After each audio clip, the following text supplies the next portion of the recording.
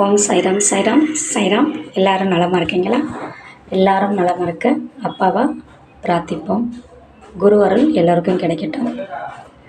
சாய்ப்பா நம்மளுக்கு ஒரு அற்புதத்தை நிகழ்த்தி கொடுத்துருக்காரு.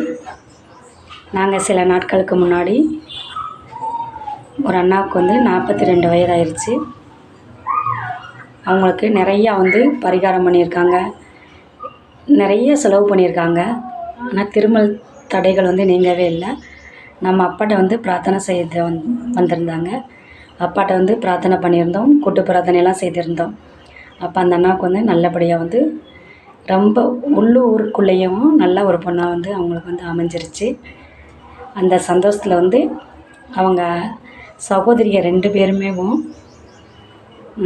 அவங்க குழந்தைகளும் கூட்டிகிட்டு அப்பாட்ட நன்றி சொல்ல வந்திருந்தாங்க. நல்லபடியாக பொண்ணு அமைச்சு கொடுத்ததுக்கு சாய்ப்பாக்கு நன்றி அப்படின்னு சொல்லிட்டு ஊர்லேருந்து நம்ம பிரார்த்தனை செய்கிற இடத்துக்கு வந்திருந்தாங்க. அப்போ நம்ம சில சாய்ராம் மக்கள்லாம் கூப்பிட்ருந்தோம். அதில் ஒரு அக்கா மட்டும் அவங்களுக்கு வர முடியலை. அப்போ 5 மணிக்கு வந்துருங்கன்னு சொல்லியிருந்தோம்மா. அவங்க வர முடியாதனால இவங்க கூப்பிட்டாங்க, நம்ம போக முடியலையே அப்படின்னு நினச்சிட்டு அவங்க வீட்டில் உள்ள வேலையில் பார்த்துக்கிட்டு, ஆனால் இங்கே சாய்ப்பா கூப்பிட்டாங்களே அப்படின்னு நினச்சிக்கிட்டே இருந்திருக்காங்க. அப்போ அப்பா அந்த நினச்ச கணத்துக்காக அந்த மனநிலைக்கு அப்பா எவ்வளோ பெரிய அற்புதத்தை கொடுத்துருக்காங்க அப்படின்றத உங்கள்கிட்ட நான் பகிர்ந்து கொள்கிறேன். நான் எப்போயுமே ஒரு ஊதுபத்தி நல்லா ஒரு வாசமாக இருக்கும். அப்பாவுக்கு நான் ஏற்றுவோம்.